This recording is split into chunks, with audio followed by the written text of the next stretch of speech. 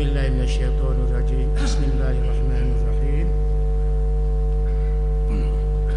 Qala al-musannif rahimahullahu ta'ala wa nafa'ana bihi wa bi ulumihi fid dharain amin.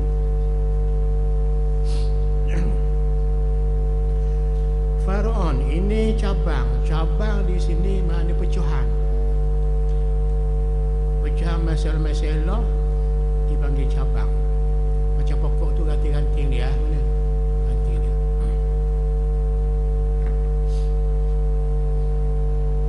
Apabila seorang diberitahu oleh orang yang ada riwayat tentang terkena najis atau terbuka aurat yang dapat membatalkan solat, maka wajib menerima berita itu dengan percaya. Artinya kalaulah kita semayang, ada orang yang amanah, orang tu orang yang adil, riwayat dia tu cakap khabar dia pelawak. Ada riwayat mana dia dah cakap pelawak. Memang dalam hidup dia orang betul. Orang-orang dia tak boleh nak cakap pelawak, dan jadi nak pelawak. Kalau hak betul-betul, kalau hak salah-salah. Mana orang-orang lah, mana orang adil ni, orang betul, riwayat dia tu, tutur kata dia, kalau bercara di mahkamah, dia kata orang ni lah saya nampak dia curi ayam misalnya. Dia kata sungguh dia tidak pusing kenyataan tu. Dia pun kata awak semayang tadi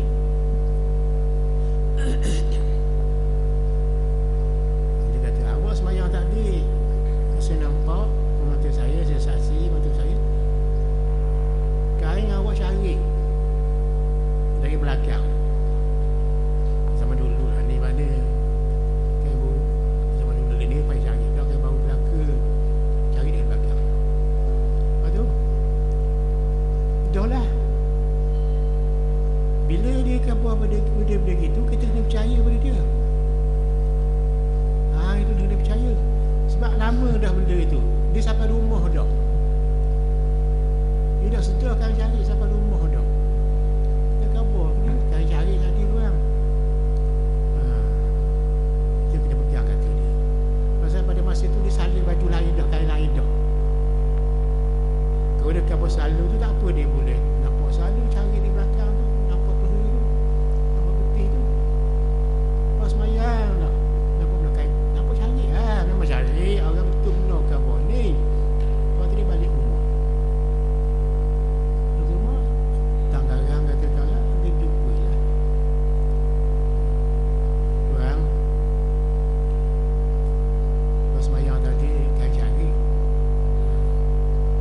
Sebab apa dia dah beritahu selalu? Ada sebab lah tu dah beritahu selalu. Ada sebab lah, mana kita buat sebab. Kita buat kediam.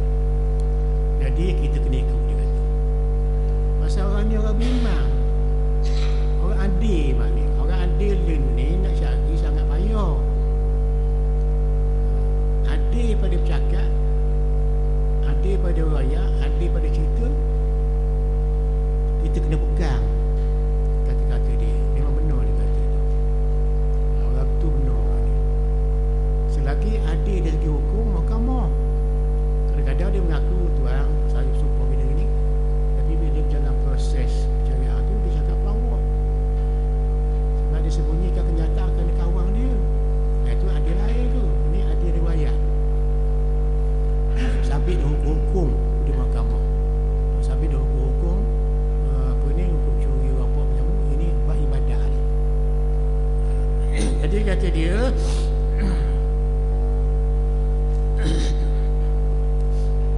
lazimahu qabuluhu, hendaklah dia terima kata-kata orang tegur kita tadi. Dia kata kita ni memang dia najis. Itu dia.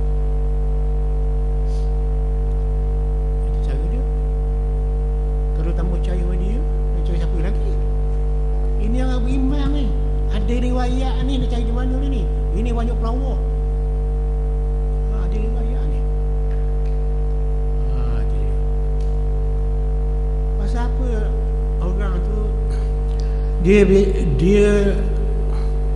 banyak tidak adil dalam tutur kata dia, suka bohong.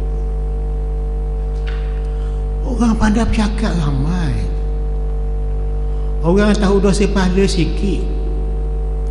Kalau berani buat dosa, berasa tak berdosa, banyak berlaku penipuan dalam kenyataan orang tadi. Sebab apa berlaku kezaliman? Kerana orang tadi tak kena dosa. Kalau orang itu dia kena dosa, dia kena pahala, seronok dia bila buat pahala. Sakit jiwa dia kalau dia berdosa, bertaubat dia pada Allah secara automatik. Itu orang ada riwayat ke mana, cerita dia, khabar dia kita terima. Orang inilah yang sepatutnya jadi saksi ni kau kahwin. Nak cari orang adil ini jadi saksi ni kahwin mana ada. Kadang-kadang masa kahwin tu kita biarkan orang muda-muda jadi saksi pula.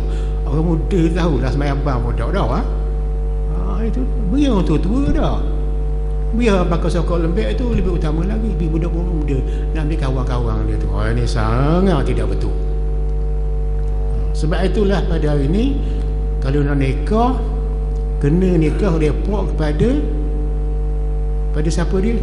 Wali hakim, wali raja, tua qadhi, imam bertauliah. Kerana dia itu dia resmi dia tu boleh nikah orang. Dan sebab ada dia pengetahuan dia, dan wali yang fasik daripada orang macam ini dia benar kata Imam Ghazali. Kenapa? Kalau hak ni tak terima jadi saksi, hak ni tak bersaksi, macam mana nak nikah? Jadi sini jadi ambil juga hak atas sekali tu, wilayah sultan boleh jadi saksi. Sebab tu nak nikah sendiri tak boleh ni, tak boleh dia hanya melalui wali hakim, wali raja, wakil pada imam nikah yang berdaftar tu. Itu kuasa tu. Tidak macam di mana wali yang adil tak usah nikah melainkan dengan wali yang adil dan dua saksi yang adil. Kata Imam Ghazali, oleh sebab zaman aku ni memang dah begitu, maka kenalah pihak kerajaan buat undang-undang wali itu hendaklah juga walau mana pun mesti ada. Habis tinggi sekali wali yang dilatih oleh sultan seperti qadhi, mufti, imam, tauliah nikah. Itulah yang jadi pernikahan. Nak nikah sendiri ni tak boleh lagi, pasal takut berlaku penipuan. Cakap pelawak pun dia juga ada dah habis lagi nikah dah lain dia dengan perempuan dia, perempuan tu tipu, tak habis lagi 3 suci ataupun tak habis lagi ada mati 4 bulan 10 hari nikah dah. Jadi ini pasti berlaku tu. Sebab tu ada undang-undang peraturan kerajaan negeri, ini menghukum syariat dalam mazhab Imam Syafi'i kita. Itu dia.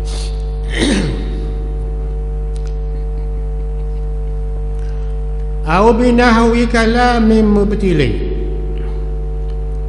ataupun kata dia kalau tentang terjadinya perbicaraan, jadi dia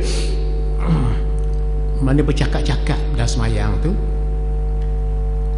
yang dapat membatalkan solat, maka tidak wajib mempercayai ini. Kalaulah orang yang adil tadi dia kata tuan semayang tadi cakaplah semayang,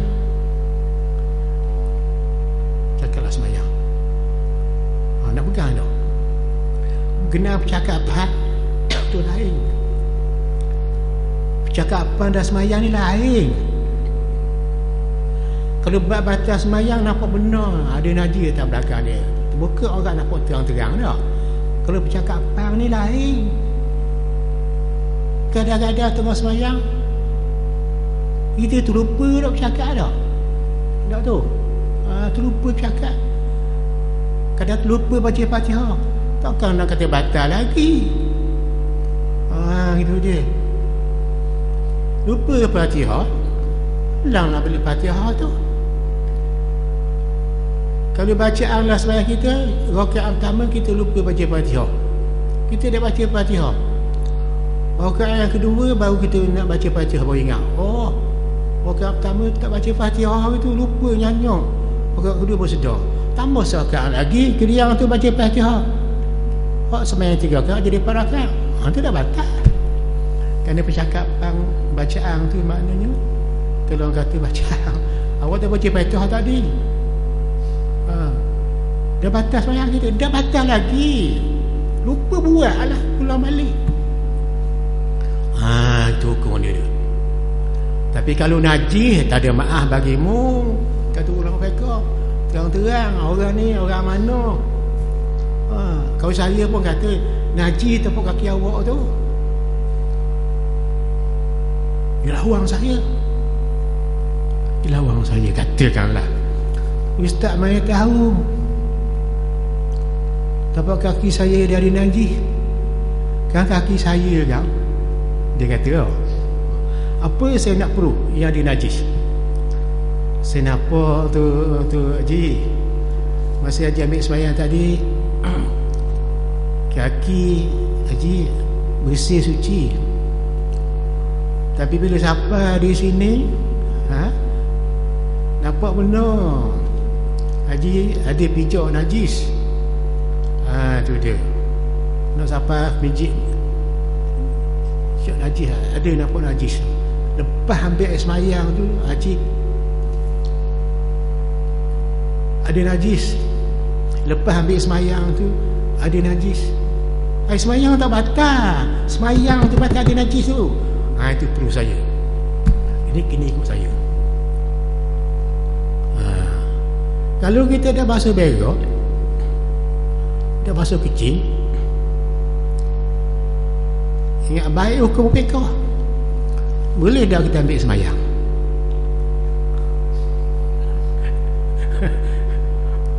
Anak banyak anak argue benda ni. Orang tak percaya pada anak.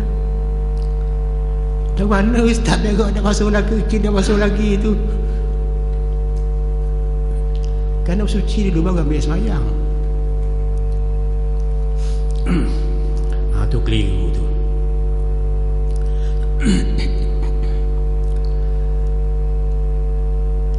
Kalau kita belum basuh najis lagi, dah kita ambil semayang, batal semayang kita. Semua tak ada lagi ya. Kita tak faham? Faham tak? Kita kecil, semuanya tak ada, tak basuh lagi. Bila tak basuh lagi, nak basuh dulu pun tak apa. Ambil semayang dulu, basuh kediang pun tak apa. Tapi jangan pegang tempat tu gosok dalam belakang tangan ni. Apa salahnya? Tu kan ni gitu gitu. Kan logik tu kan. Tengok orang mandi wajib.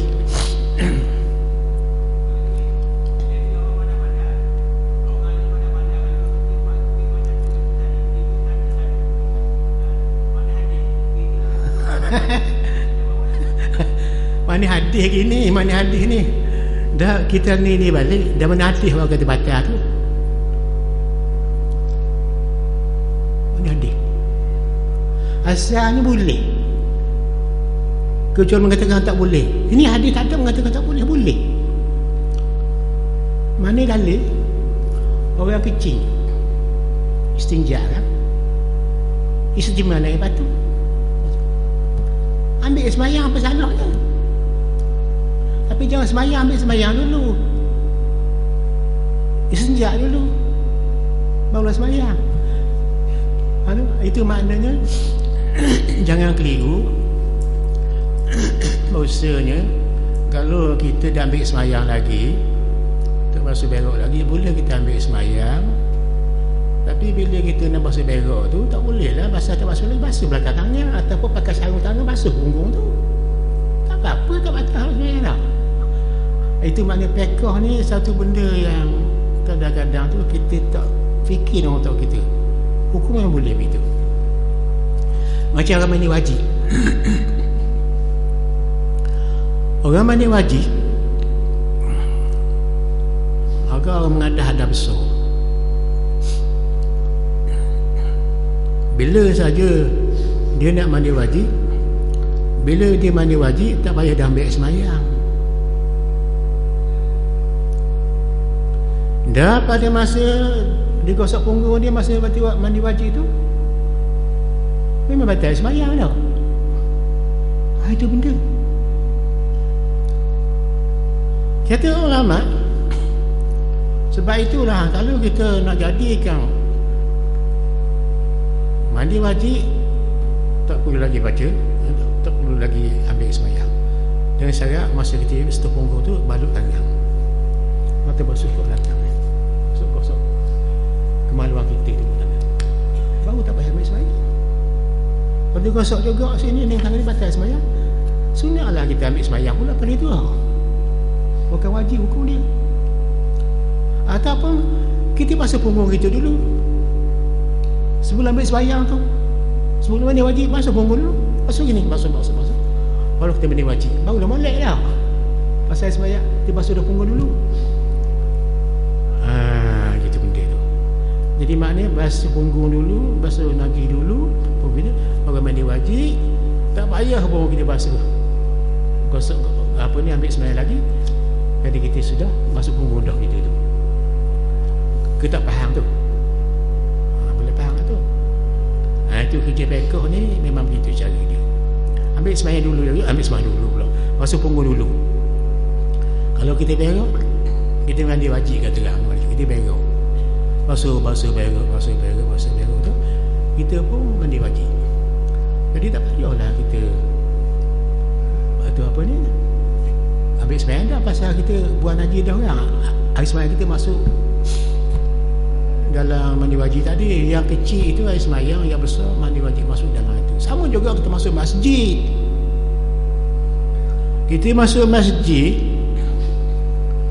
masa itu orang tengah baca khutbah. Nabi kata jangan semayang banyak, 2 rakaat aja. Itu dia. Apabila saja sang sahabat Nabi itu dia nampak orang itu masuk masjid, Nabi sedang khutbah, Nabi tanya dia, "As-salaita, engkau semayang tak ni?" Dia tidak lagi Rasulullah. "Salli rakaat ni." Semayang 2 rakaat khafifatan ni. Mudah aja. Jangan aja. Allahu akbar, aku sembahyang sunat fajr 2 rakaat Allah. Dengan sendiri itu, bila niat sembahyang fajr 2 rakaat, tahiyat 2 rakaat, dengan sendirinya termasuk 2 rakaat sembahyang sunat jemaah. Jangan apa buat, tak boleh haram. Orang tengah baca khutbah, kita masuk, nak sembahyang apa? Sama ada kita nak sembahyang tahiyat masjid 2 rakaat, dengan sendiri situ pahala sembahyang tahiyat masjid boleh, sembahyang jemaah boleh. Kalau sembahyang sunat jemaah 2 rakaat kita niat, sebelum sembahyang jemaah sembahyang sunat jemaah 2 rakaat, tak sembahyang apa ni tahiyat masjid, tak sembahyang tu sembahyang bela tu. Dua-dua. Intinya masuk masjid tengah imam baca khutbah, kita utamakan sembahyang sunat tahiyat masjid 2 rakaat. Sembahyang sunat sebelum jemaah, sembahyang sebab qabliyah jemaah tu tak payah masuk sini, kapur 2. Kalau nak sembahyang sunat qabliyah jemaah, tak payah sembahyang tahiyat masjid sampai sini. Pahala dua-dua boleh. Jangan buat apa. Kan ni nak ingat khutbah. Sama surat tadi, bila kita mandi wajib, tak payahlah kita ambil sembahyang dah. Tapi pada masa kita ambil sembahyang tu, janganlah kita setelah kemanduan kita tak batal. Jadi basuh dulu kemanduan kita, basuh pun dulu, baru mandi wajib. Selesai masalah dah. Pahala dapat 2. Apa ni, sunat wuduk boleh, wuduk boleh, sembahyang wajib apa hadap sapu terakal. Itu cara dia. Itu cara lebih mudah. Itu cara lebih mudah.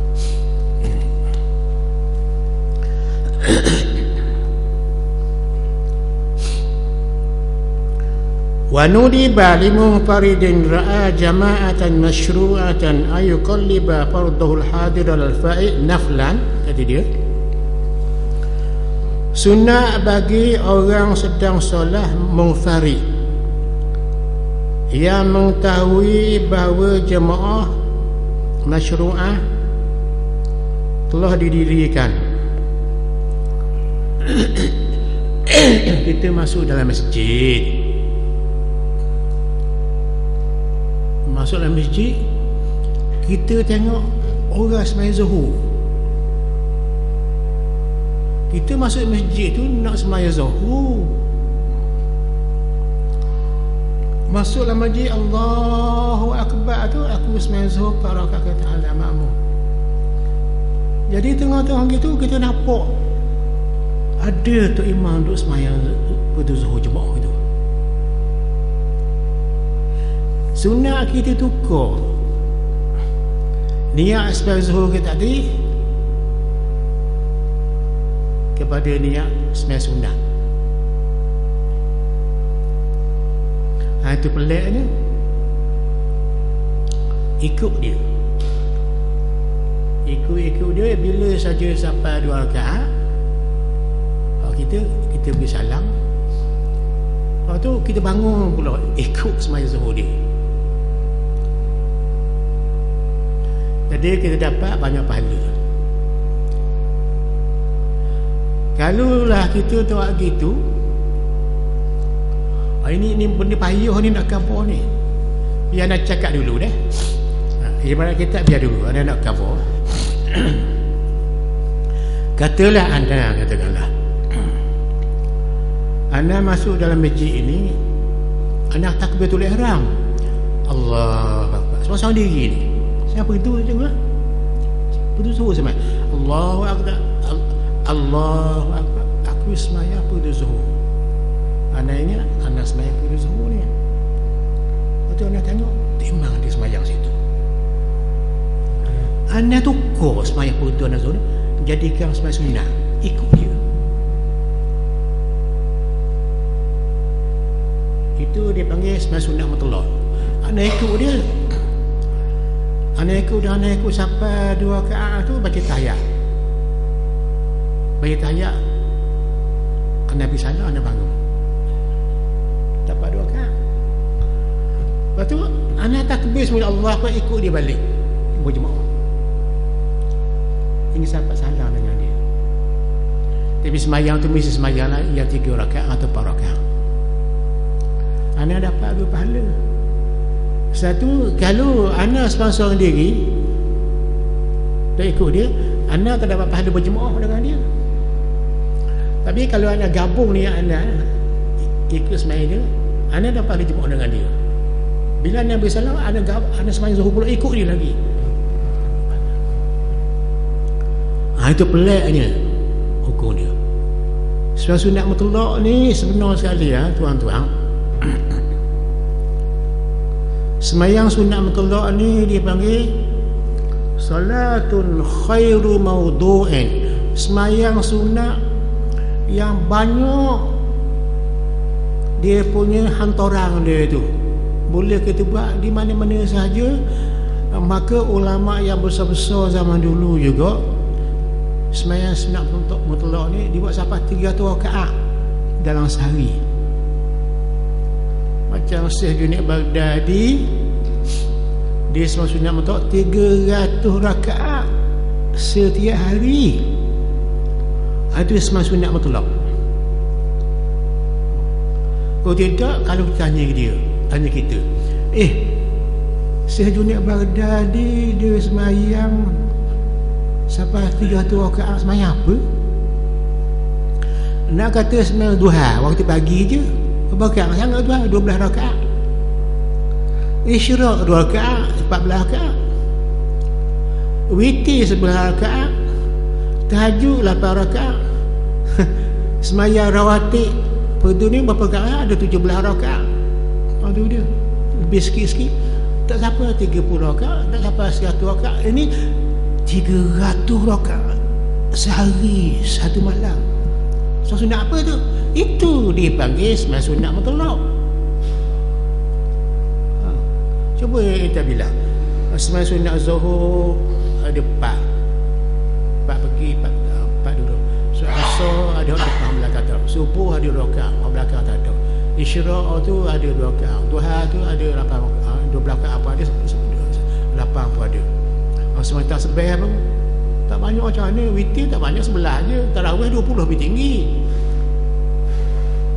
Ini 300 rakaat tak masuk lagi duha, isyraq, sembahyang tahajud, sembahyang witir, sembahyang tasbih, tak masuk. 3 rakaat tu dari mana? Itu dikatakan solatun khairu maudu', sembahyang yang Tuhan hantar 300 rakaat lebih tu kepada orang-orang soleh saja yang boleh buatnya.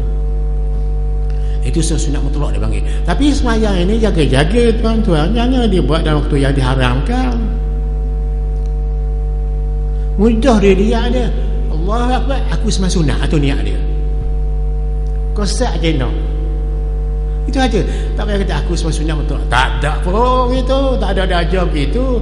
Allah Akbar, aku sembahyang sunat, aku sembahyang sunat, kosak aja dia, aku sembahyang, dapat pahala. Tersimbahlah rahmat Allah pada hati orang soleh tadi. Jadi inilah cerita ni, kita ni orang soleh mari di masjid nak semayang begitu zuhur, tengah semayang Allahu Akbar, nampak tak imam semayang zuhur berjemaah, ditukar semayang begitu dia itu kepada semayang sunat mutlak. Nanti ambil situ ni, tak tinggal betul, ikut imam. Bila imam tu baca tayat awal, dia ikut. Imam bangun rakaat ketiga, dia bangun. Dia bangun ni. Dia menghabiskan dia apa, dia bersalam. Jadi imam tadi bersalam, semasa sunat mutlak tadi. Habis salam, imam bangun pula rakaat ketiga keempat, dia ikut balik. Ikut balik tu. Sampai itu tu boleh. Dapat pahala dia. Kalau jemaah boleh, semasa sunat mutlak pun boleh. Tapi benda ni sangat payah nak dia buat. Mereka orang ada kemahiran itu. Senang je. Anda masuk,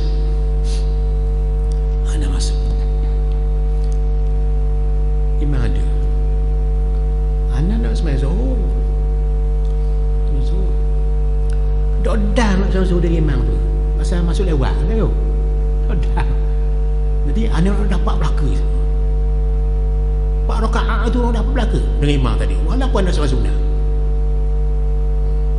Dan buat apa ni? Sunat tu lah, tu sunat mutlak tu. Tapi bila anda sembahyang zuhur, Allahu Akbar, anda baca lah Allahu Akbar kabira. Ada imam sembahyang depan tu, anda bertukar, aku sembahyang sunat mutlak, ikut dia. Bila imam baca tayat awal, anda baca tayat awal. Bila ingat bangun, anda berhenti sembahyang rakaat tu, anda bangun. Anda bila imam baca awal, anda baca tayat awal. Bila imam bangun, anda beri salam. Imam bangun rakaat ketiga, anda pun ikut di balik sembahyang itu tu.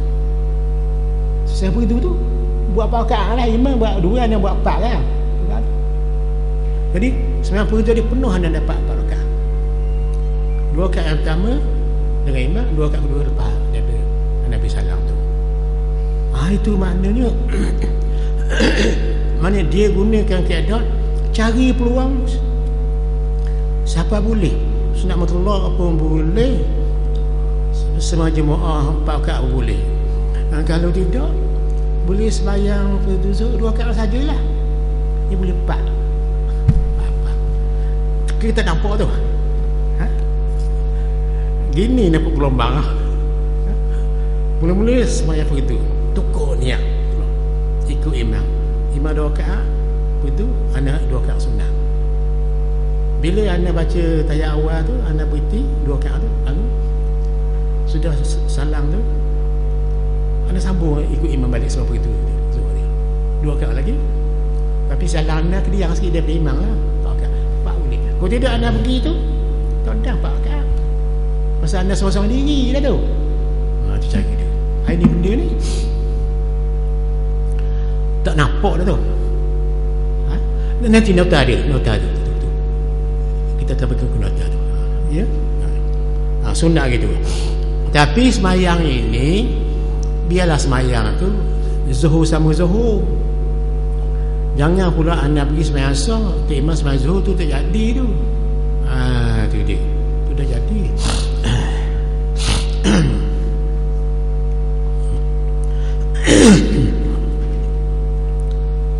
Habis. Sunat bagi orang datang solat munfarid yang mengetahui bahawa jemaah masyru'ah, semua jemaah tu yang ditutup kita berjemaah dah. Mana zuhur sama zuhur, asar sama asar. Tu dia. Jangan pula zuhur dengan asar. Kita sebenarnya asar, imam sama zuhur tu tak ada tu. Untuk membalikkan semaya adat tu, kita pusing semaya tunai kita apa tu tak ada, kita balik kepada semaya ikut imam. Niat ikut imam. Tadi dah seorang diri ikut imam balik supaya dapat jemaah kita.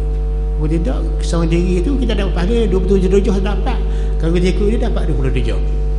27 darjah. Itu cara dia. Bukan sembahyang qada lah, sembahyang tunai tu. Kita sembahyang solat sunat.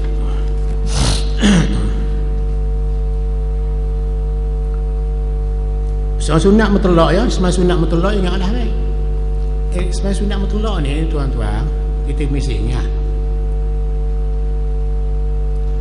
Sembahyang sunat kalau kita buat dua mula ke, Allahu Akbar, aku sembahyang sunat. Niat dia aku sebab Allah, aku sembahyang sunat dia aja je. Tapi sunat mutlak langsung maknanya dia ada banyak rakaat. 1000 dah apa? Jangan waktu haram sudahlah. Allahu Akbar. Kita sembahyang rakaat pertama. Masuk rakaat kedua sampai tahiyat akhir. Sembahyang 2 rakaat. Nak tambah sekali lagi. Bangun semula tambah 1 rakaat lagi. Sampai rakaat dapat nak tambah lagi. Tambah tak apa. Sampai 12 pun tak apa, dah satu semayang. Tapi tahiyat awal buku kediang sekali, yang akhir sekali tahiyat akhir ibu. Itu cara dia buat. Orang tanya ada hadis. Riwayat siapa? Imam Baihaqi hadis tu. Kok lama tu hadis dia tu. Ya? Ya? Satu kali niat boleh buat boleh buat. Bila sampai Nabi salam kita mula-mula kita nak 2 rakaat. Bila sampai rakaat kedua itu Allahumma salli ala Muhammad tu nak sambung lagi, bangunlah. Dia tak ada mutlak langsung, dia tak ada rakaat dia. Sabar 1000 melainkan bila masuk waktu haram tak ada sembahyang tu. Tu. Itu sembahyang orang soleh lah. Misalnya hari ni kita nampak dia sembahyang apa tu masa ni? Sunat mutlak tu. Ada juga sembahyang duha. Mati mula gerici lagi ya. Sembahyang duha lagi tu. Tapi banyak sama. Lepas zuhur tu ada pula tu. Tu sunat mutlak tu. Malang dia pula. Pasal apa? Semeti dia buat ada, sembahyang tahajud dia buat ada, sembahyang qiyamul lail dia buat ada, sembahyang taubat dia buat ada lagi tu. Itu nama sunat mutlak, lain daripada itu. Kesukaan bagi orang-orang tu sampai dia boleh collect dia punya semayang, dia boleh pungut semayang 1000 rakaat sehari semalam. Itu semua sunat mutlak nama dia. Itu cara dia. Tapi kalau kita yang tak biasa ni memang penat lah tu. Tapi kepada orang yang dia berakhir, watak dia watak soleh, wari'un orang tu zahid arif billah, memang orang ni dia berakhir pada benda itu, beribadat. Zikir dia betul dengan Allah. Itu orang soleh. Sejunik Baghdadi dia bagi masa 1/3 dia tidur, 1/3 dia beribadat, 1/3 dia jual barang di pasar Baghdad, 1/3 masih dia tidur, 1/3 masa dia beribadat, 1/3 masa dia bekerja di pasar Baghdad, kerja di pasar jual barang. je Baghdadi. Itu dia. Mahal hebat orang tu. Kalau pergi di Iraq kan, tengok orang selalu penuh di makam dia. Orang ziarah kubur dia, makam dia tu. Tu Sayyidina Baghdadi tu. Tu cara dia. Itulah orang seorang. Jadi Sufi, guru dia Sayyidina Baghdadi sampai kepada Rasulullah, ataupun sebelum itu sampai kepada Sayyidina Ali dan Sayyidina Abu Bakar. Fiqh sampai kepada Abdullah bin Umar dan Abdullah bin Mas'ud. Apa ni tasawuf sampai kepada Sayyidina Abu Bakar dan Sayyidina Ali radhiyallahu anhu. Itu cara tarik dia tu, jalan dia tu.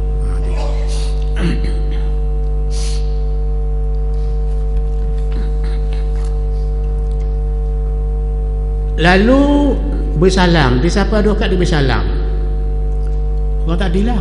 Dia masuk sampai 7 rakaat, diubah niat dia.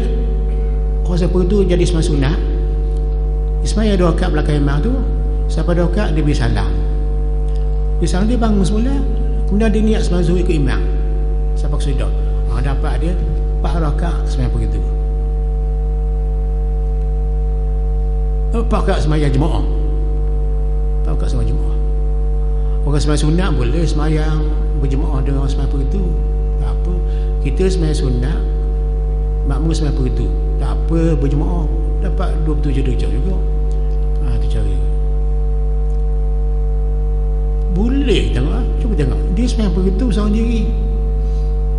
Dia pusing nak ikut berjemaah biar dapat pahala. Jadikan sembahyang begitu zuhur dia jadikan 2 sembahyang sunat mutolak. Sembahyang 2 rakaat, baca tahiyat, imam baca tahiyat awal, dia baca tahiyat awal. Bila imam bangun yang ketiga, dia pun bersalam. Makmum dia. Makmum tadi Allah akbar balik, ikut imam pula. Ikut sembahyang zuhur. Ikut sembahyang zuhur dan 2 rakaat pula zuhur tadi. Lepas tu imam tadi sembahyang 2 rakaat lagi lebih. Tambah 2 rakaat. Dia dapat berjemaah dengan imam tu 4 rakaat tak hilang. Kalau tidak buat gitu tak boleh, tak dapat. Kalau dia mayakhir katakanlah, dia mayakhir, anda mayakhir, dia Allahu akbar, imam dah sembahyang rakaat yang ketiga dah, imam sembahyang rakaat yang kedua dah lagi, dah nak buat benda tu, dah buat benda tu. Kena cari kaedah teluh kita sembahyang 2 rakaat di situ. Dah teluh situ, beri salam, bangun, imam bangun, kita pun ikut dia bangun balik sembahyang zuhur tadi. Itu cara dia. Memang payah benda gini, payah nak buat, nak kita dah tahu imam tu sembahyang rakaat berapa. Naklah sembahyang tu teluh kita masuk, sembahyang tu sembahyang 3 rakaat, teluh kita masuk. Pasal kita dah sembahyang 2 rakaat situ, sembahyang sunat mutolak tu, ataupun sembahyang 4 rakaat, ataupun sembahyang 2 rakaat dan imam sembahyang 2 rakaat lagi, kita dah masuk rakaat dia. Dan tu imam bersalam, kita bersalam, kita bangun.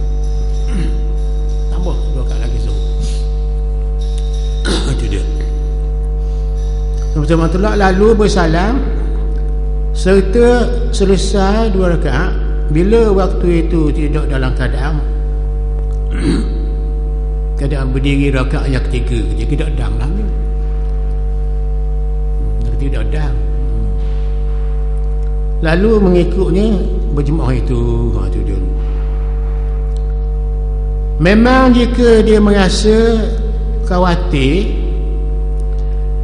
berjemaah, memang jika dia merasa khawatir tertinggal jemaah, kalau menyempurnakan 2 rakaat solat dahulu, maka baginya disunatkan memutus sembahyang tu untuk seterusnya dan bermula lagi dengan berjemaah. Seperti inilah yang dikatakan oleh Imam Nawawi. Kalaulah sekiranya kita rasa dah teluh nak ambil ni 2 rakaat ni, kita putus sajalah, tunggulah kita sembahyang. Kata Al-Bulki ini membahas sesungguhnya orang itu supaya mengucapkan salam sekali pun baru solat ataupun menurut Al-Burqini kata dia boleh beri salam walaupun serakaat, dan dia rakaat imam beri salam dia boleh sambung. Itu Burqini katalah, dia seorang kata. Tetapi Hak Nawawi sebut sini sebab 2 rakaat. Sebab sembahyang sunat tolak ni dia ke hak yang masyhur 2 rakaat sambung. Bukan sebab witir tak apa 1, 3, 5, 7, 9, 12, 13 satu. Ini semua tolak 2 rakaat. Tapi kena ingat sunat tolak ni anak kata dulu tak boleh sembahyang sembarangan. Mereka tanah haram Mekah aja boleh. Kalau di sini di Terengganu kita tak boleh. Masa matahari tengah atas langit tu. Masa matahari atas pada kita 90 darjah tu, kelajuan apa ni matahari tu, dia langkau kawasan khutul istiwa langit. Khutul istiwa langit selagi khutul istiwa di bawah kita ni. Sebab ni langkau tiup dia tiup. Laju tu. Satu saat tu berapa puluh kali ganda perjalanan apa dipanggil ni, cahaya perjalanan di bumi kita, laju sangat. Jadi kita ambil masa tengah jalan tu just sembahyang lah. Ada masa pada masa walaupun dia laju tapi dia tak apa lagi, kira jemaah tak apa. Masa matahari naik segala daripada nampak pergi matahari naik tu sampai 7 darjah 28 minit, setengah jam jangan tu. Lepas tu sembahyang Tuhan. Lepas kita sembahyang putih subuh tak boleh juga. Masa matahari kita tengah-tengah kuning nak jatuh di sebelah maghrib tu tak boleh juga.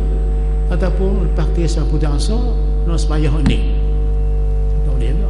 Sebab waktu ini zaman Nabi tu orang kafir gunakan waktu dia sembah beralik. Waktu ini di Mekah orang kafir ambil masa ni, masa matahari naik kedua, masa matahari tengah langit, masa kuning-kuning, itu orang kafir masa dia tu orang berhala. Tasyabuh bil qaumi, man tashabbaha bi qaumin fa huwa minhum. Siapa yang bertasyabuh amalan dia dengan orang kafir, itulah orang kafir, kawan-kawan dia, golongan dia. Jadi baik ibadah, baik akidah. Itu dia.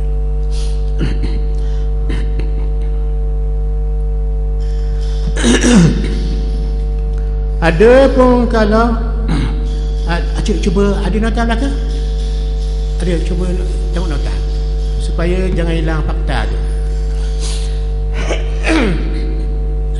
Cuba tengok nota, tengok baik tengok jelas-jelas sikit. Sebab background ni kita selalunya baru tahu kan, baru tahu. Kalau kita dah belajar, dah tahu lah kita. Itu dia. Tengok ya. Sunat maknanya dipahlakan, diberi pahala. Sunat maknanya dipahalakan, diberi pahlakan orang yang sedang solat seorang diri. Orang sedang sembahyang solat seorang diri. Maknanya ni sembahyang fardu ni, ingat baik ni sembahyang fardu ni. Allahu akbar, aku sembahyang fardu zuhur ni. Imam di depan tu baru tahu. Kita nampak ada imam depan tu. Sunat dipahalakan orang yang sedang sembahyang seorang diri bila dia melihat ada satu jemaah sedang sembahyang jemaah yang ditutup oleh syarak, supaya ia memalingkan sembahyang fardu yang tunai lakukan itu menjadi sembahyang sunat mutlak. Paling ni apa tu jadi sunat. Allahu akbar, aku sebut zuhur. Tiba-tiba ada imam baca, imam di depan tu kata aku sembahyang sunat mutlak. Ubah niat gitu. Dapat pahala. Pasal apa? Kita nak suruh jadi apa? Sembahyang kita dia berjemaah dengan imam tu. Dan kedua sana seorang diri, seorang diri lah, seorang diri. Ada tu tumpang hamba lah. Dan kalau tuan-tuan tanya, dah apa yang dia gitu ubah pada seorang sunat betul tak? Apa salahnya ikut sama-sama tu tak? Nak jawab mana ni?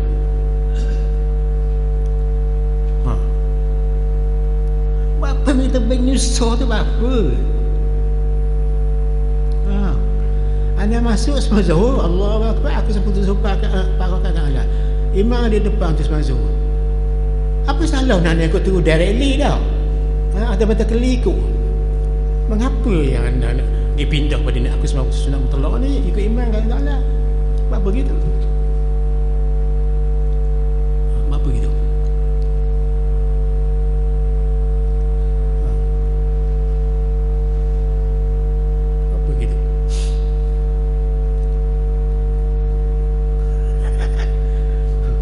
Cuba reasoning. Kita assume dengan otak kita. Mana itu? Itu lah. Mana saya?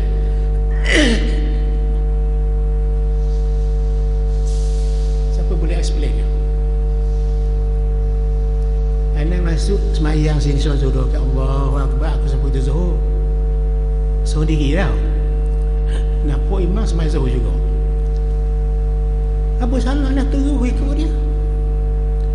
Boleh buat juga. Tapi apa reasonnya, apa sebabnya, apa justifikasinya anda gitu kok sebab itu anda zuhur tu jadikan sebab sunat mutlak ikut imam sebab itu anda sebab sunat mutlak ikut imam tu. Pasal apa?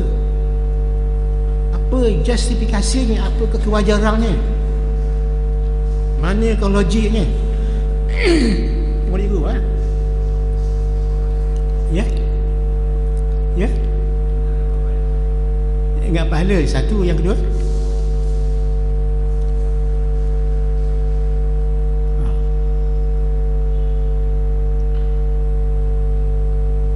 boleh ulang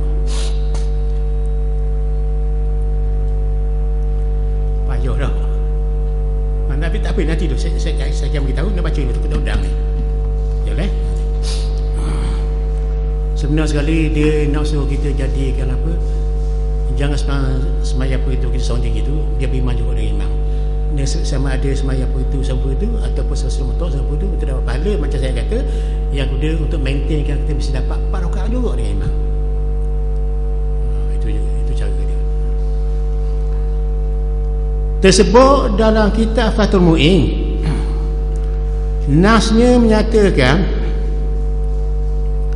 seperti berikut: wa nudiba limunfaridin ra'a jama'atan masyru'atan ayyuqalliba fadhul hadir al-fa'ita naflan mutlaqan wa yusallimu min rak'ataini iza lam yakum lithalisatin thumma yadkhulu lil jama'ah. Artinya, dan disunatkan bagi orang yang sedang sembahyang seorang diri bila dia melihat ada satu jemaah yang ditututi laku di sisi hukum ikut imam, supaya ia memalihkan solat fardu itu sampai yang tunai itu kepada sembahyang sunat mutlak. Macam mana buat dia? Dan beri salam selepas sembahyang 2 rakaat itu sebelum lagi ia berdiri qiyam bagi rakaat ketiga. Jadi anda masuk tu, anda ikut imam, Allahu Akbar, aku sampai zuhur seorang diri ya maya. Nampak dia tu, anda berkata nanti saya ikut imam sembahyang sunat mutlak. Anda sembahyang 2 rakaat ikut dia. Dia sembahyang ikut dia. Bila anda baca ayat sembahyang sunat mutlak tadi 2 rakaat, Nabi salam. Sudah anda sembahyang sunat mutlak. Lepas tu imam sambung, imam sembahyang zuhur pula. Anda Allahu Akbar, ikut dia sembahyang zuhur pula. Sambung. Dia boleh pahala tu berjemaah. Kalau tidak anda seorang diri di sini, tak ada pahala lah. Tak berjemaah dengan dia. Tak terintah yang kita ada peluang ubahkan sembahyang sunat mutlak, sembahyang sunat fardu daripada sunat mutlak ikut dia. Itu cara dia. Kemudian kita sambung dengan dia, dapat pahala pula tu. Imam tak habis lagi sembahyang tu, siapa sudah imam bersalam, kita bangun lagi nak sempurnakan 4 rakaat tu. Jadi sembahyang kita panjang. Itu maknanya kita panggil open opportunity. Ada buka peluang, masuklah. Jadi ada opportunity, ada peluang masuk, masuklah. Kan sunat bagi. Kalau ada peluang, terimalah peluang tu. Pasal dia selalu dia opening, buka peluang tadi. Oh sunat masuk, peluang lah, dapat pahala. Itu guna sunat mutlak. Kalau zaman dulu buat sangat sebenarnya gini memang sama-sama tolak ni kita tak biasa buat. Pasal galik kerja. Ingat aku dunia banyak, ingat kerja banyak. Kemudian selepas itu, lepas kita bersalang tadi, sunat mentolak tadi belakang imam sampai terus sama perdu dia. Kemudian selepas itu, hendaklah dia orang tadi masuk bersama dalam jemaah itu.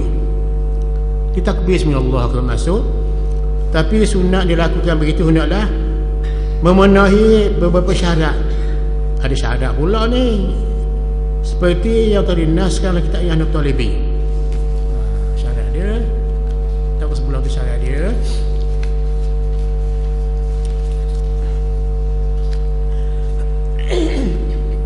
Kalau confuse, ada kesamaran, dosa buatlah benda gini. Dosa buatlah. Apa sebab dosa buatlah? Kerana keadaan berjemaah. Kalau kita berada dalam sebuah masjid yang sama, imam kita nampak dari jauh, atau kita dengar suara dia, kita semayang ujung sana, bukan di masjid. Pada jauh kita dapat juga, tapi sah kita tak dapat. Pasal jauh. Pada jemaah dapat. Tak tahu. Itu hukum dia. Apa-apa yang ambil orang sangat yang tidak faham lah. Ikut sajalah. Imam rokok tu rokok. Nak mula kita lock speaker dia kan. Ikut sajalah. Keluar gini boleh lah, tapi orang mahir lah. Orang dekat nampak dekat. Sekarang ni base communication tak lupa ada orang. Itu cara dia. Sebab dalam masjid ni boleh kita jumpa di mana-mana saja. Imam dia belakang dan sebagainya. Kalau duduk belakang tu, sini kosong, pahala sah tak ada. Dalam semayangnya pahala banyak. Pahala sah depan imam orang lelaki, pahala sah orang puan ujung sekali, orang puan duduk ujung sekali. Ingat baik orang puan Nabi ada kata, sebaik-baik kamu bagi orang lelaki di semayang di belakang imam, sebaik-baik orang puan di semayang di ujung sekali. Pak akhir orang tu baik sekali. Tapi bukan berarti nak menafikan tak dapat jemaah. Tak tu. Kedudukan tu biar sampai kata tu kita tak nampak benar. Siapa perempuan tadi keluar dulu? Gitu benar. Itu hukum dia. Perempuan duduk belakang tu itu banyak sekali. Sekarang tak apa dah pasal dia pakai tabir kan. Tabir kan. Tapi sebelum tak apa dah. Zaman dulu ini imam. Ini sah lelaki, itu sah kanak-kanak, ini sah perempuan sampai ke belakang. Ada. Jadi ada space dia. Ini imam, itu dia. Lepas tu sah lelaki, lepas tu sah kanak-kanak, sah perempuan jauh sikit. Antara sah dengan sah tu jauh lebih dari 3 meter. Sah baris tu. Dan senggang pula kena jaga biar apa-apa sikit. Sebab dia dalam satu masjid. Itu dia. Ya? Ya ke? Ya?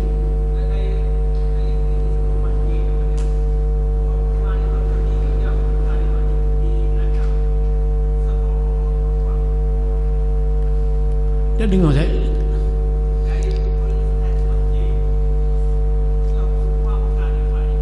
Ya. Tak apa. Boleh dah. Boleh dah. Tak apa dah. Boleh dah tu. Boleh dah tu. Sebab apa? Dia sebenar sekali dalam semayang ni, kita letakkan diri kita ni dalam rumah Allah, rumah tempat kita ibadah kepada Allah kan. Sebarang suara jangan dibunyikan. Kalau perempuan dia nak tegur imam tu salah, jangan gunakan suara. Walaupun suara tu bukan aurat, tapi jangan dibunyikan suara perempuan dalam masjid. Di luar masjid lain pasal, dalam masjid tempat ibadat.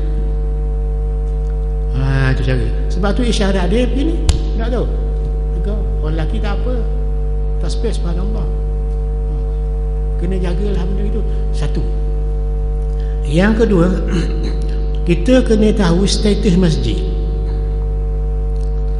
Bila status masjid, kita masuk dalam masjid, kita jangan samakan bangunan masjid ni macam kedai, macam rumah, macam hotel.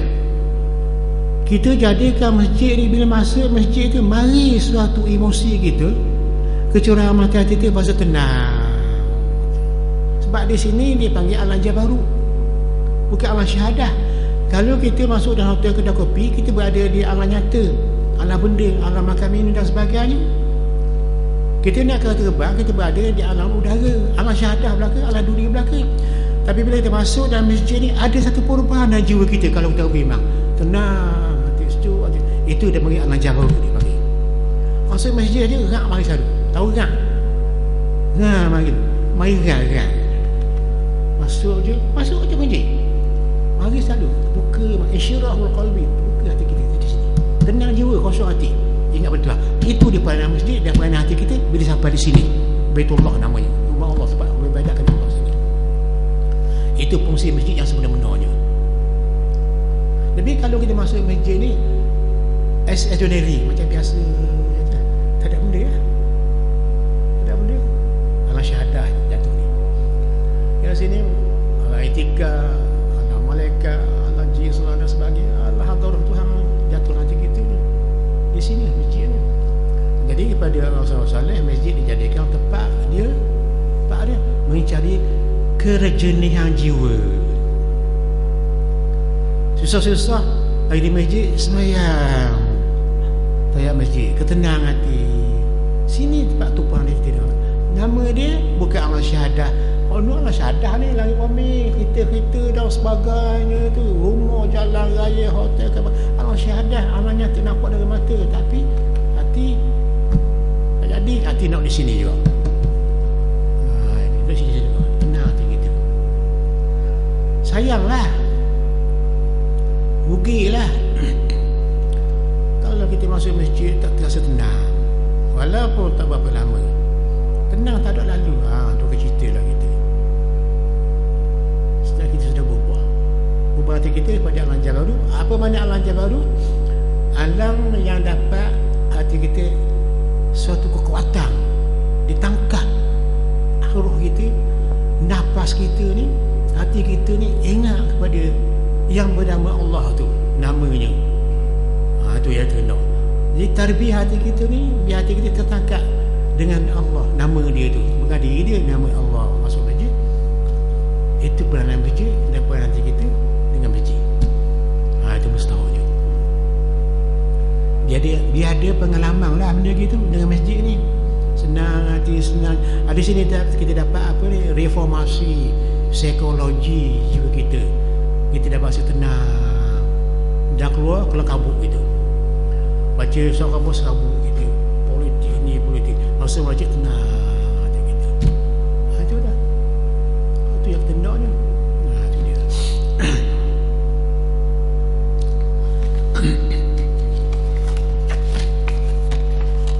Pertama syarat dia,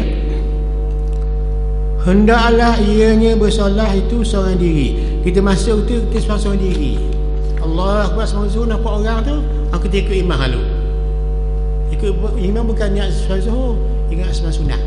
Pasal kita nak sembahyang sunat dulu, lepas tu nak sembahyang pula zuhur dengan dia tu, supaya kita sembahyang jemaah ramai dengan dia tu masih lebih lama lagi. Lagi banyak pahala lagi. Kedua, hendaklah ia dapat melihat jemaah solat itu ada dilakukan dari situ, di masjid. Ia boleh turut sama berjemaah dengannya. Kalau seorang diri Allahu Akbar tu, seorang diri sampai ke salam, boleh apa? Tak ada pahala. Tak pahala. Itu dia.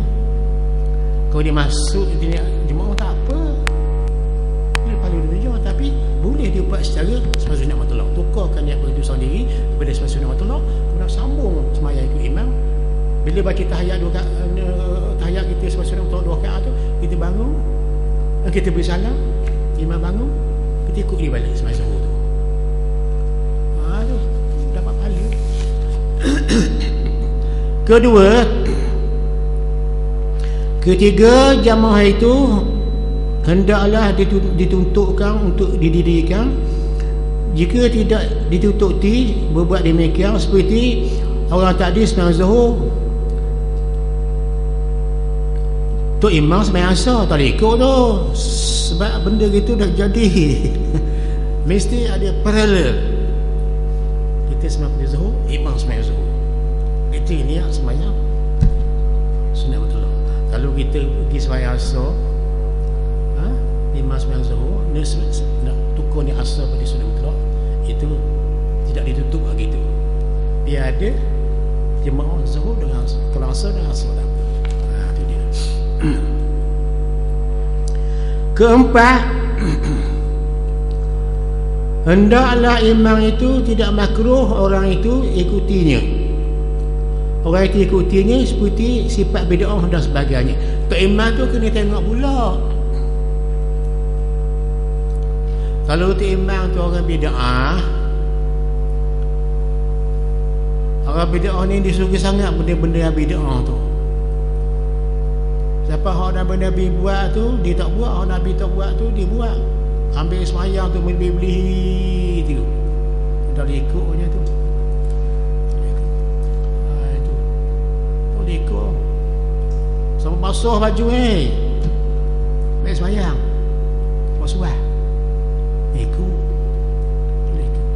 Bukan tidak sah.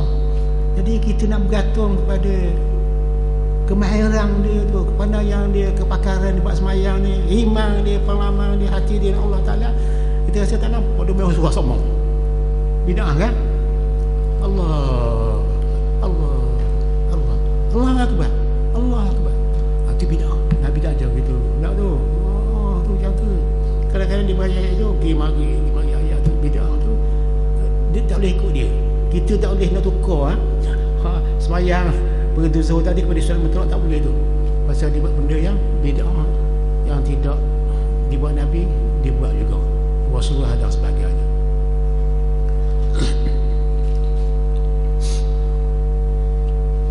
Kelima, hendaklah semayang itu 3 rakaat. Sabarlah. Kita 3 rakaat, kita dia 3 rakaat, imam 3 rakaat. Kita ambil 2 rakaat macam gari imam 3, kita ikut dia, kita semayang tahiyat balik sunat mutlak 2 rakaat, kita bersalam, kita bangun, imam bangun ketiga, kita ikut pula dia dengan imam semayang gari tu lah. Ataupun semayang 4 rakaat gitu juga, supaya je. Kalau gitu tahu saja dah tak apa nak buat tu.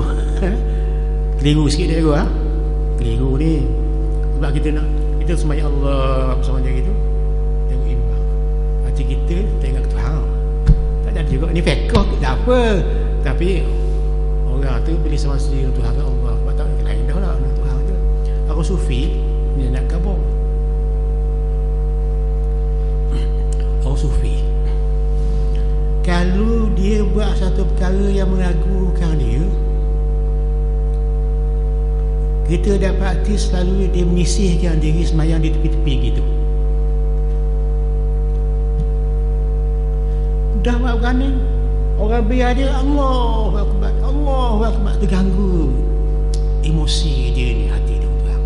Dia lari sikit, dia tak marah, dia lari sikit, dia menyisih diri. Dia tak suka mempertengahkan diri dia, tak suka dan ibadat dia. Itu orang sufi.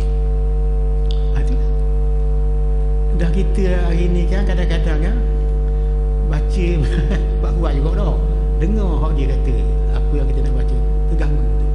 Orang sufi dalam semayang makmum tak baca kuat, makmum dah boleh baca kuat ni amin, baca doa tu, Fatihah tu. Dia tak boleh baca kuat. Makmum boleh baca Qur'an setakat mana, qadar mana, berapa lama. Makmum boleh baca kuat tu tak boleh. Dia kena baca Qur'an setakat didengar oleh telinga dia sendiri. Sekat tu lah. asal tulis suara dah. Jangan sampai orang ni dengar. Jangan sampai dengar. Akhir dengar habis bisik bangun meja tu. Kuat-kuat. Setakat dengar dia sendiri.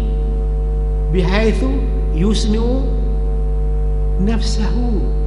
Sekira dengar oleh diri dia sendiri. Bukan dengar orang di sebalik dia ataupun di belakang dia. Itu ta'rif kau. Ta'risi dia. Jangan sampai dengar pada orang lain. Kecuali masih baca amin, Allah dolin amin, baca kunut dan sebagainya, itu memang disunatkan kuat. Itu kan hidup beramai-ramai. Itu dia.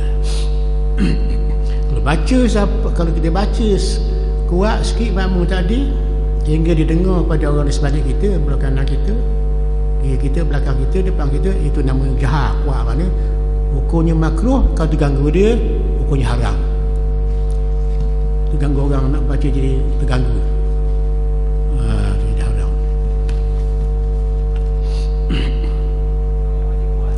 Ya.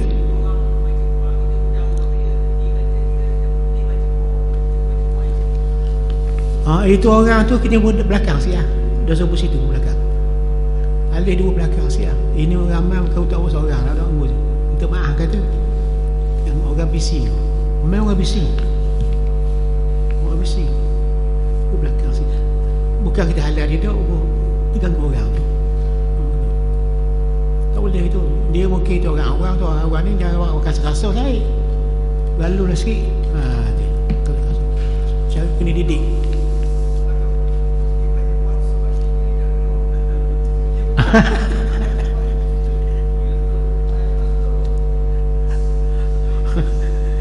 Orang itu juga mak, dia kena belajar sikit ada. Kita ajar dia sikit. Tinggal tak kuat dia baca kuat tu, tidak disuruh baca kuat juga.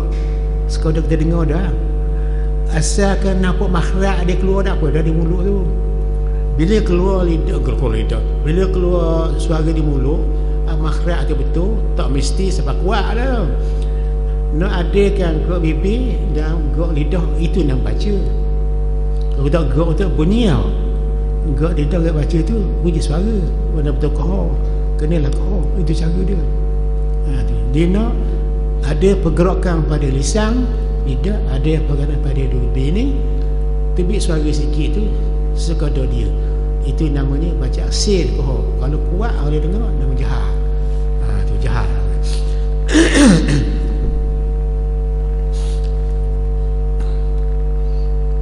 Yang keenam,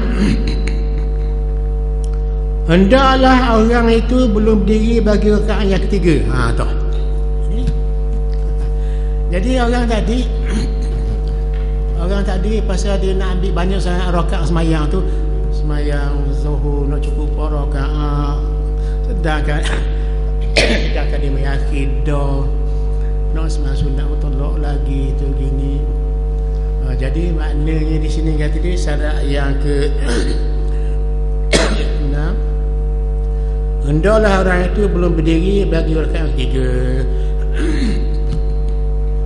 Gini, bila orang tadi semayang diri, Allahu Akbar, semayang seorang diri, habis semayang diri, ahli tak ada ada tu. Seorang diri boleh ahli tak ada doktor jujur tu. Yang kedua, Allahu Akbar, seperti zuhur ni, kita tengok orang ada jadi nak ikut pula, so dapat 27 pahala yang dia boleh tukar semayang tu dari sunat mutlak. Dah semayang zuhur tu boleh buat 4 rakaat juga ni. Sedangkan dia dapat kediang, dia mari kediang. Jadi maknanya dia mari rakaat yang ke berapa tu, tinggal 3 rakaat lagi dia ada. Dia mari lewat sikit. Allahu Akbar. Dia mesti orang tadi dia dah semayang sunat 2 rakaat, semayang sunat dengan imam tadi, sunat mutlak ada buat seorang itu tadi 2 rakaat. Allahu Akbar tu nampak tu dia pun tukar ni, aku semayang sunat mutlak, imam rakaat kedua. Bila baca tahiyat awal, dia jangan bangun, dia bersalam dulu. Dah bangun kena ikut imam terus. Ya?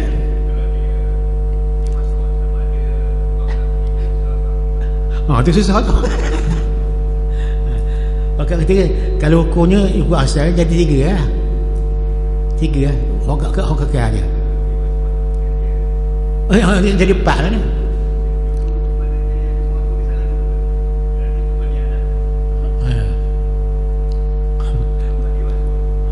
Bukan dia waswah tu. Bab waswah. Kalau dia semayang 2 dah. Dia waswah sama dia 3 atau 4.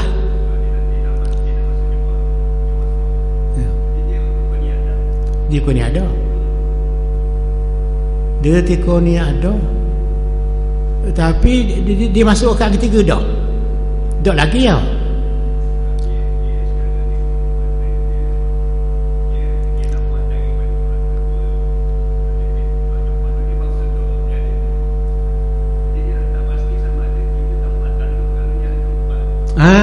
Ya.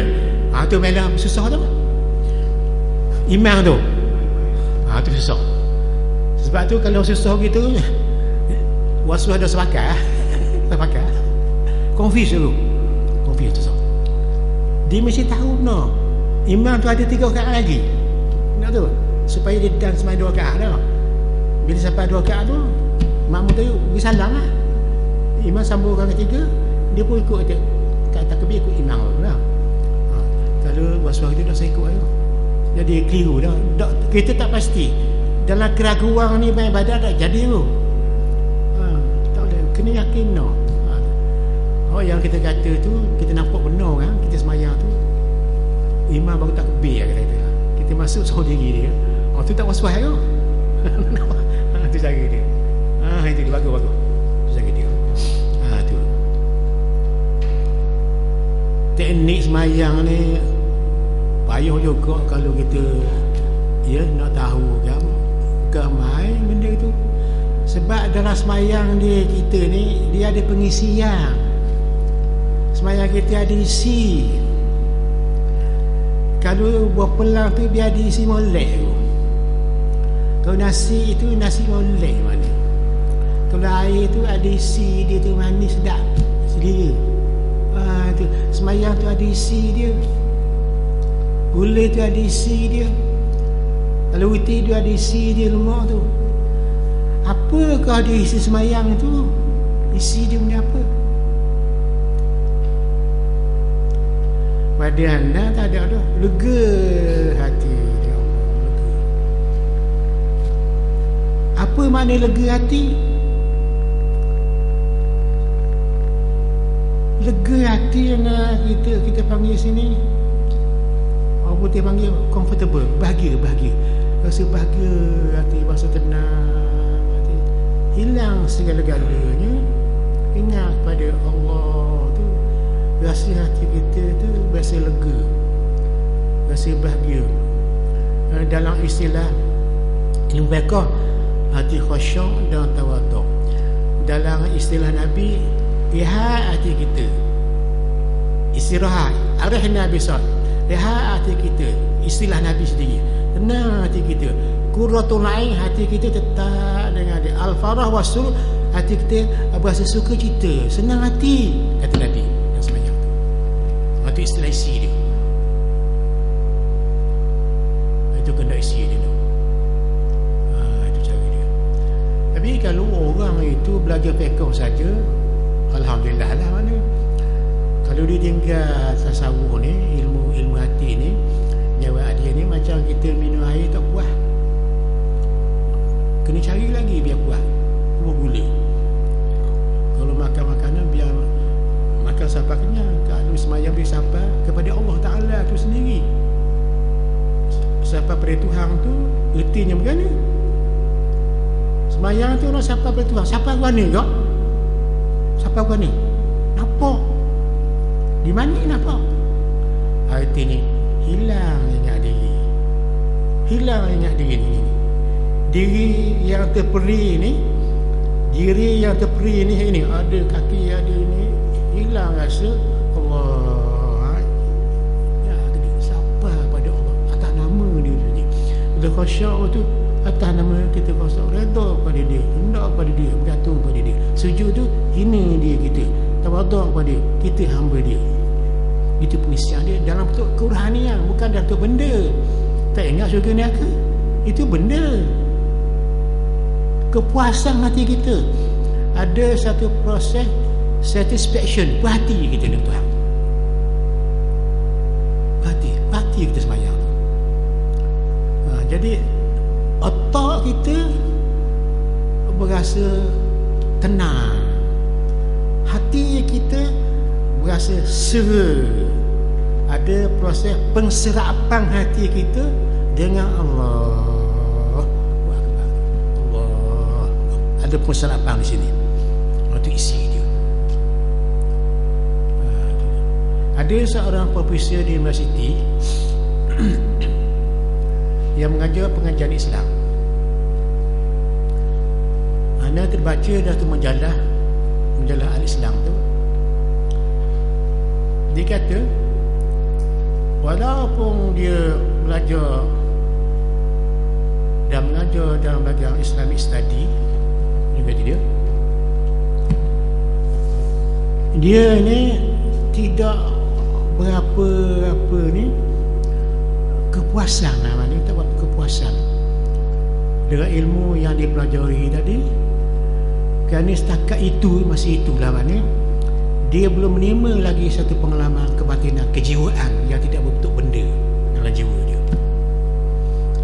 Langsung dibaca sebuah satu majalah yang dikarang oleh ahli psikologi, baru dia terbiasa endahnya percaya pada Allah. Diterap masuk serat dalam jiwa dia. Jadilah isi sembahyang dia sampai sekarang rasa tenang dengan jiwa juga pada dia, bukan dengan akal. Seorang profesor dengan jiwa juga sembahyang, dengan hati juga. Sebab tu Nabi kata hina sini Nabi kata jaga dia, bukan di sini ni mikir tafakur, ini ni tadakur, ingat sini, tenang hati. Tu cara dia, tenang hati juga. Tu dia.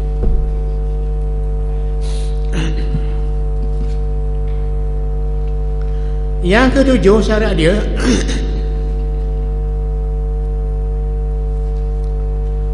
hendaklah waktu tu cukup, sempat, sedang molek.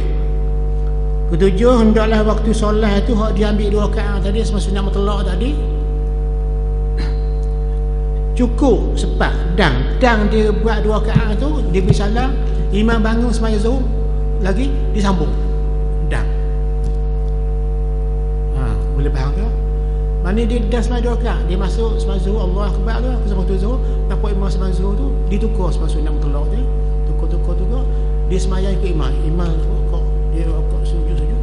Bila baca tahiyat awal tu, imam baca tahiyat awal, imam bangun, dia pun disalam, imam dia disalam tu, dia bangun, Allah akbar, aku sama zuhur, ikut imam pula sampai sudah. Ditambah lagi 2 rakaat yang tak cukup tu, dia dah 2 rakaat.